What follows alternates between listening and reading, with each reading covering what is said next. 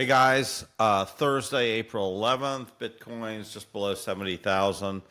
In this episode, I want to talk about digital Argentinian pesos. It's probably something you aren't thinking about a lot, but I think that's a good way to think of a lot of these cryptocurrencies other than Bitcoin.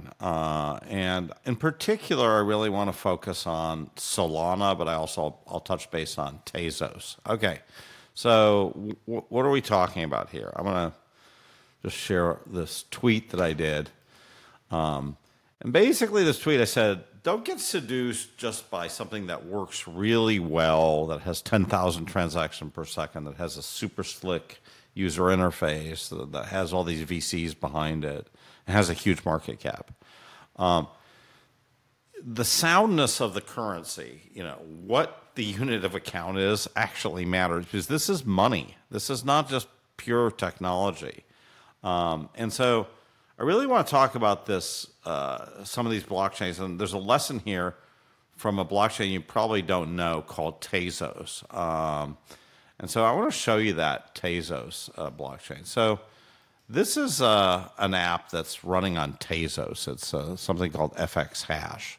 And it's, one of the top NFT apps, right? Because when NFTs came out, Tezos provided a layer that was a little better than Ethereum, more usable.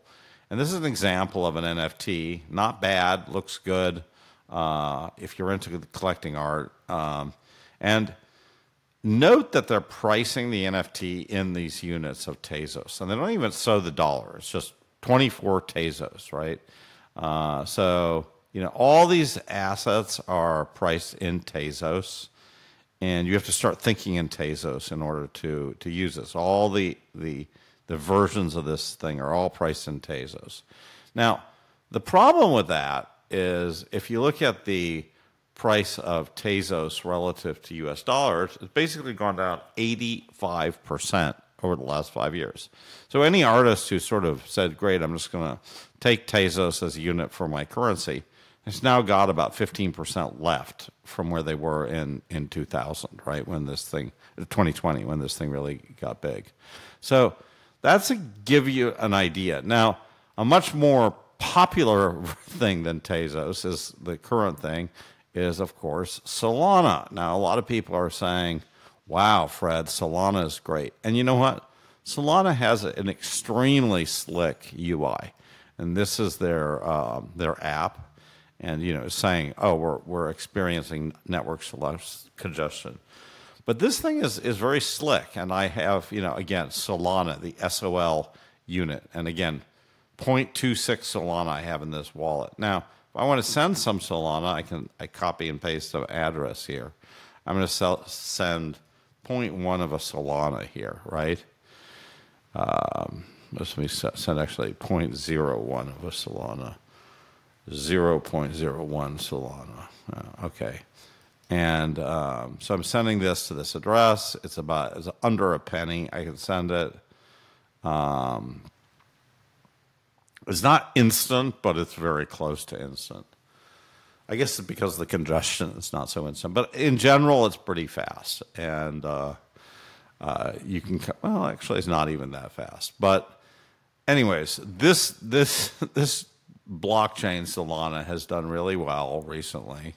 There it is. It's done. Now, you're like, okay, well, this thing looks like it's so much better than Bitcoin.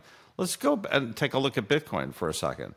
This is Bitcoin. So the minimum fee right now on Bitcoin is $9 per transaction, roughly. That's my normal, and it takes 10 minutes. So you might think, why am I bothering with Bitcoin? It takes $9 to send a transaction, and it takes a minimum of 10 minutes to get one confirmation. I mean, you might need 3 confirmations, so 30 minutes. Well, it seems like a complete and utter waste of time, but it's not, because this is real money. It's totally decentralized in the sense of Satoshi. They're never making any more than 21 million of it. It is real money.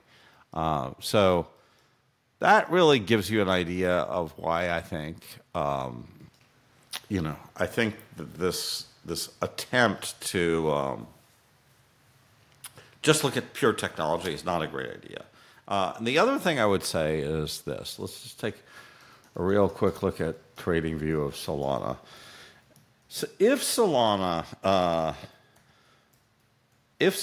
was really just, if it was just a platform like a database, right? I would kind of have no problem with it if it was used to carry wrapped Bitcoin and if the wrapped Bitcoin was super reliable. I think that would be a great use case for it, right? Because I would like that same user interface I would love that same user interface for Bitcoin. However, they're pushing their own token. Why? Because they know that if they're pushing this idea of a Solana token, they can get up to a $70 billion market cap. So all these people can easily be buying this thing, and they might have bought this thing at, say, $249. Look where it was at the low, $14. So, here it was $18, not even very long ago. So a lot of people who are just new to Solana, they're just coming in, they're looking at the hype, they're looking at, wow, this thing works really well. There's a few apps for NFTs on it. It's great. I'm going to put my money into Solana. But this chart is not a good chart. It's just, you do not want to be involved in a currency that goes like that and then like that. That's just not the way. Has no track record, has two peaks. I would bet you that this Solana is not going to do very well going forward. And so, while I'm not totally opposed to other blockchains, right? I do think they could serve their purpose, but the unit of account really matters. And for people to be thinking in terms of Solana or Tezos or something like that, and to think that that's really money, I think they're in for a really bad a wake-up call. So that's a little long, episode 78. Thank you, and catch you on the next episode.